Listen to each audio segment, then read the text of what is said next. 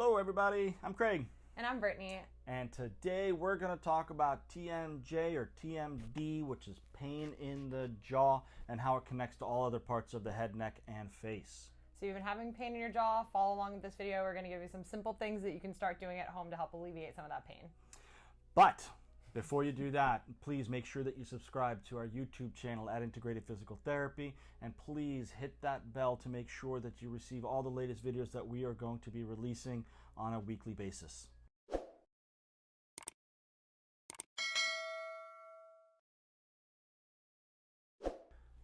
Your temporomandibular joint, your TMJ, is a unique joint, and it's right here, right there. So the jaw, the lower part of the jaw does open, but not only does it open, it also slides forward on what's called a disc. So we don't need to get into the weeds on that, but sometimes what happens is when we have overactive muscles in our neck, or we have tight muscles around our neck, our throat, up into our jaw, sometimes what will happen is these muscles will get tight. And when they get tight, they get very, very sore. And you can have some of that popping sound. Maybe you get some catching. Maybe you notice that when you try to open your mouth, it's kind of painful. A lot of people that are gum chewers and you're doing that repetitive chewing motion after some time can really cause pain in the jaw. I'm going to go over some basics. So as we're just kind of hanging out here, I like to do what we call a cranial release. And that basically means I put my hands right up underneath her head, right where the head meets the neck. And you can see that I just kind of add a little bit of bounce to this. Now we offer here some myofascial release balls that come in a bag, and you can put these two balls in a bag right here. You've seen those in some of our other videos. And just by holding them right here, what will happen is you can get some release and some relaxation of some of the muscles in the back of the head and the neck. And those muscles are very intricately involved in what's going on in the jaw. So I'm going to hold this here for 3 or 5 or 7 minutes at least, at the very, very least, and then I'll move to something different. Now for purposes of the video, I'm going to move along here, but at home, please make sure you're holding this for a while. So have you ever tried pulling a drawer out of a cabinet and that drawer gets stuck? Definitely. Right? So sometimes you have two options, right? You can keep yanking and yanking and pulling, or you can do close of the drawer, line everything back up, and then slide it back out. And that's what we're going to do here. So if we're having tightness in the jaw muscles around here, we're not just going to keep pulling down and down and down on them. First, what we can do is create compression. So at home, what you can do is placing your elbows on a table, right? So imagine Brittany sitting in this position, and she's going to place her hands here in her jaw, and she's going to just allow the head and neck to sink. And what this does is it provides compression of the musculature up into the jaw. So here's my elbows on a table, and I'm just going to place my hands right here on the jaw, and I'm just going to sink. Actually, it feels kind of good. Right into it. And what compression will do is, because the muscles have been overactive, they're contracting, they're working, what we're doing is creating slack into the muscle. And after we do this for 3 or 4 or 5 minutes, well, then we go in the other direction, and we just allow our hands to drop down, creating distraction of the jaw. And in the myofascial release world, we hold these for 3 minutes minimum. So at 3 minutes, the release starts to happen.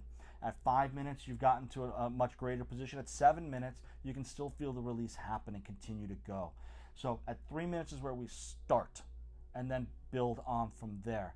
So once we've got that, we've done that for 3 minutes in first compression, leaning into it, and then distraction coming away from it. Now we can open the jaw and close the jaw and give it some movement. If it still feels a little stuck, well, then we can repeat, okay? And again, we can do this lying down here to eliminate gravity, or in a sitting position with our elbows on a table. From a therapeutic perspective, what I'm going to do here is place my hands on the side of the jaw, and I'm going to pull upwards towards me, towards the head, creating that compression. How's that feel? Good. It feels like very relaxing.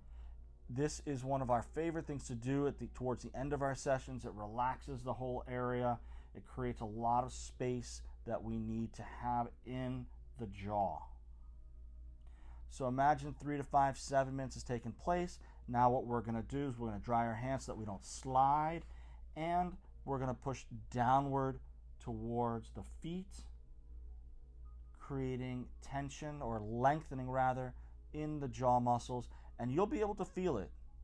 You'll know when you're there. This is very gentle and very easy. We don't want to pull down with much force. Just hold it nice and gentle. Guess how long we're going to hold this one for? 3 to 5 minutes. 3 to 5 minutes to start the release. You can hold it longer if you want to. So imagine that our 3 to 5 minutes is up, and then we can go try some additional movements from here, and we'll get Brittany to come sit up for us. So just to review, if the table is here and I'm treating myself, I put my elbows on the table and I just let my body sink into my hands, creating the compression. Hold that, and then when I'm done, I lift up and I just allow gravity to pull my hands and my elbows down, creating a lengthening through this region of the jaw. Hope that helps. Yeah, and the reason why that's so important is just so that you know if you do have TMJ or TMJD, so dysfunction in that joint, that it is something that you can treat with physical therapy or that you can improve. A lot of people think that it's surgery, go to the dentist, and that's it, but there are things that you can do at home or in the clinic to help with it. Absolutely. Now, there's one more thing that I'd like to show you guys today, but first we need to take a break to wash our hands because we're actually going to place our hands inside our mouth. So if you have been putting their hands places where I don't want to know where they've been, please go wash your hands before we show you this next one. So the last thing that we're going to show you today is a bit of a manual technique that you can do at home. But please, again, wash your hands before you do this because you are going to be placing your hand inside your mouth. So Brittany's going to be our beautiful model here, and we're going to ask her to use her pointer finger. It's going to go on the inside of the opposite side of the jaw. So with the right hand, for those of you who need it, right hand, we're going to go inside the left cheek. So the finger's going to point outward, okay, and we're going to go inside that cheek. Now, as your jaw softens and you're going to allow the jaw to close a little bit, what I want you to try to find is a little triangle of muscles that sit between the jaw and the cheek. Find it? Yeah, super tender. It's oftentimes very, very tender. There's a big name for that, for those muscles called the pterygoids and some other big stuff. We don't care about that. What we care about is the tenderness that you feel. Now, that literally makes my eyes water. Don't press so hard. Okay. So, as I was about to say, in myofascial release, we don't go for pain. We go for release. So, find the spot that's hot, hard, or tender, like Brittany has just done. Hold that space for 3 to 5 minutes, just applying gentle, easy pressure. Now, what you'll feel is like saltwater taffy stretching and lengthening. You might even feel like a stick of butter just melting. And what you do with the fingers, you follow the release. So as the tissue starts to lengthen, you can follow the release along that muscle that goes from the back of the jaw just along the ridge line. And as we release the pterygoids, what you'll notice, it's immediate. You'll notice release and relaxation pretty immediately. And follow this up afterwards. You can do the compression, the distraction again, and you can follow these 3 very easy techniques. Now, as we do one side, we always want to do the other, because oftentimes in therapy, we look for our pain, we find our pain, and we look elsewhere for our cause. So we might have pain on the left side, but our restriction might be on the right, because if this isn't moving, this one has to do all the work. So we always treat both sides here. We're able to find that triangle of muscle right in between the jaw and the cheek. Yeah, that side's actually worse. So the right side was worse for Brittany, so she's going to hang out to this space and hold on to it for a period of a minimum of 3 to 5 minutes, following the lengthening of that saltwater taffy-like feeling, stick of butter melting are the terms that we use in myofascial release, and this is very easy to do on your own, okay? Now again, TMJ, the temporomandibular joint, can have a dysfunction, also known as TMD. If it is a significant issue, please see the professional first, see the dentist, see the doctor. Try these out at home very, very, very gently. If they give you relief right away, we can definitely follow up. Sometimes we need to have a mouthpiece made for people, and that's when we go to our orthodontist or we go to our dentist to make these mouth guards to make it a little bit more available to us. Keep in mind, a good dentist or orthodontist will recognize that as the shape of the jaw changes, well, then so shall the brace that we use in our mouth. right? Yep. All right, cool. So please try these at home. See how they work for you. Please don't forget to subscribe to Integrated Physical Therapy on YouTube. Hit that bell. Make sure you receive our latest videos and release. Hope this helps you guys.